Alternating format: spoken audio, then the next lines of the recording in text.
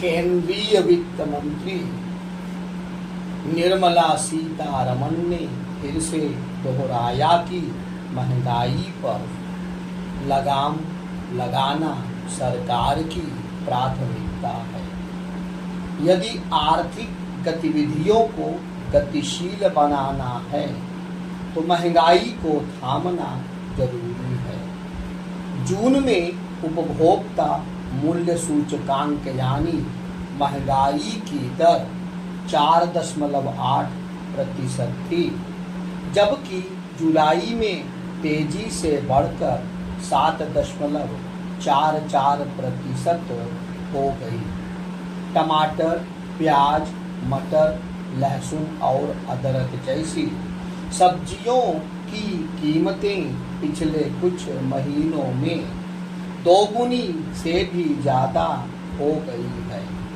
सब्जियों में 37%, मामलों में 22%, अनाज में 13%, दूध में 8.3% के साथ मसालों में 22% और अन्य खाद्य पदार्थों की कीमतों में भी बढ़ोतरी हुई है। पिछले 3 महीनों में थोक बाजार में टमाटर की कीमत 1400% से अधिक बढ़ गई थी। हालांकि जुलाई 2023 में धातुओं, रसायन और रासायनिक उत्पादों, कपड़ा आदि वस्तुओं की कीमतों में गिरावट के कारण कोर मुद्रास्फीति घटकर 5.1% रह गई। उपभोक्ता मूल्य सूचकांक में सम्मिलित उत्पादों में से खाद्य पदार्थों एवं पेट्रोलियम पदार्थों को हटाकर जो मुद्रास्फीति निकाली जाती है उसे कोर मुद्रास्फीति कहते हैं। महंगाई में उछाल खाद्य उत्पादों में होने वाली कीमत वृद्धि के परिणाम स्वरूप हुआ है। खाद्य वस्तुओं की कीमतों में होने वाली गिरावट की दर बहुत कम होने के कारण यह आशंका जताई जा रही है कि अगस्त में भी महंगाई की दर 6% से अधिक रहेगी। भारतीय रिजर्व बैंक यानी RBI का मानना है कि अस्थिर अंतरराष्ट्रीय खाद्य एवं ऊर्जा कीमतें लंबे समय से जारी भू राजनीतिक तनाव और मौसम संबंधी अनिश्चितताओं के बीच महंगाई को नियंत्रित करना किसी चुनौती से कम नहीं है। RBI ने अपनी नवीनतम मौद्रिक नीति के अंतर्गत वर्तमान के रेपो रेट 6.5% में कोई परिवर्तन नहीं किया है। अगली मौद्रिक नीति में इसमें कितना परिवर्तन होगा यह इस पर निर्भर करेगा कि महंगाई के कारण मांग पर कितना असर पड़ता है। मूल्य अनिश्चितता के कारण भविष्य के लिए निवेश और बचत पर नकारात्मक प्रभाव दिखाई पड़ सकता है। बढ़ती महंगाई का प्रभाव वेतनभोगी कर्मचारी, पेंशन भोगी, कम आय वालों, दैनिक आय अर्जित करने वालों पर अधिक होता है।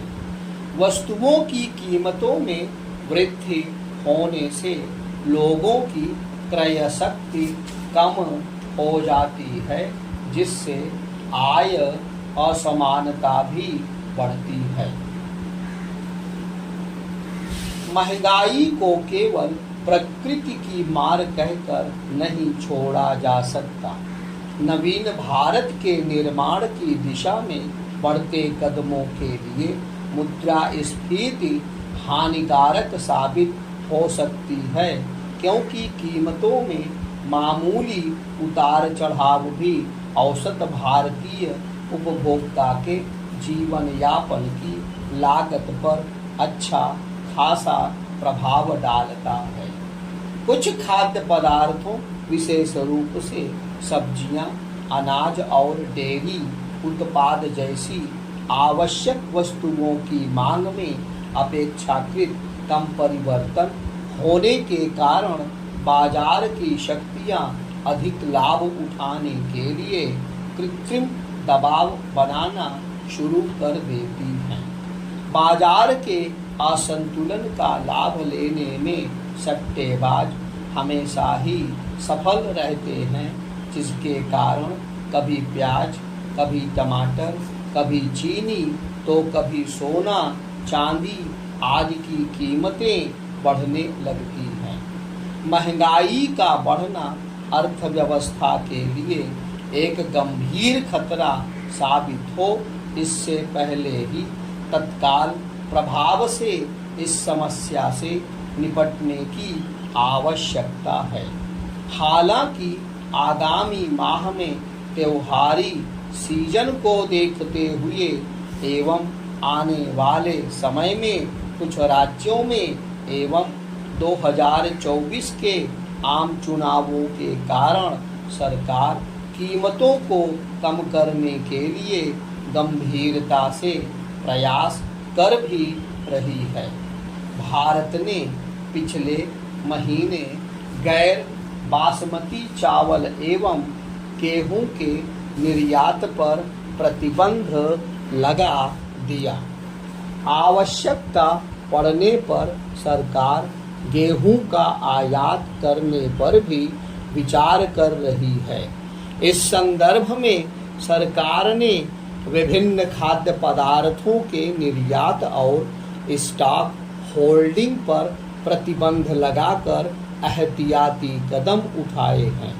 ये उपाय निकट अवधि में कीमतों को नियंत्रित करने में मददगार होंगे।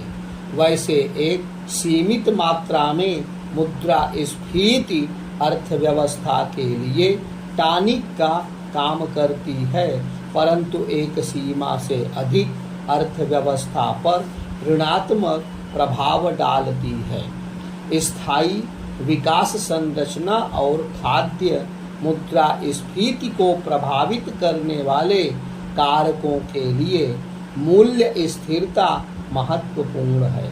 इसके लिए सरकार को ऐसे प्राविधान करने चाहिए जिससे आवश्यक वस्तुओं की आपूर्ति बाधित ना रहे।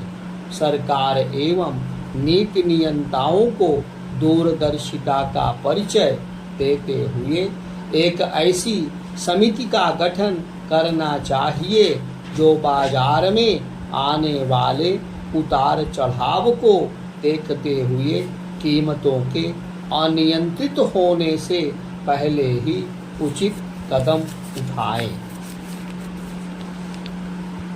मुद्रास्फीति को नियंत्रित करने वाले उपायों को अधिक पारदर्शी एवं नीति निर्माताओं को अधिक जवाबदेह बनाया जाना चाहिए। मुद्रास्फीति पर विभिन्न देशों को सामूहिक कार्रवाई करने की रणनीति भी बनानी होगी। अंतर्राष्ट्रीय समन्वय न केवल मजबूत, टिकाऊ और संतुलित विकास हासिल करने के लिए बल्कि अर्थव्यवस्था में पर्याप्त तरलता बनाए रखने के लिए भी महत्वपूर्ण है। महंगाई विशेष रूप से खाद्य वस्तुओं की कीमतों को बाहरी झटकों से नहीं बचाया जा सकता, मगर इसके लिए उचित प्रबंध कर उससे पड़ने वाले प्रभावों को कम किया जा सकता है। आरबीआई को मौद्रिक नीति में मांग एवं आपूर्ति में संतुलन बनाने के लिए वित्त मंत्रालय के साथ अपने बेहतर और पारदर्शी समन्वय को बढ़ाना होगा। इंफ्रास्ट्रक्चर को मजबूत करने के साथ उसे अधिक त्वरित बनाना होगा, जिससे एक राज्य में फसल के खराब होने पर अन्य राज्यों से तुरंत आपूर्ति पहुंचाई जा सके। चूंकि शिक्षा और चिकित्सा की लागत भी बढ़ रही है, इसलिए आम आदमी के हितों को ध्यान में रखते हुए भी खाद्य महंगाई को नियंत्रित करना पहली प्राथमिकता होनी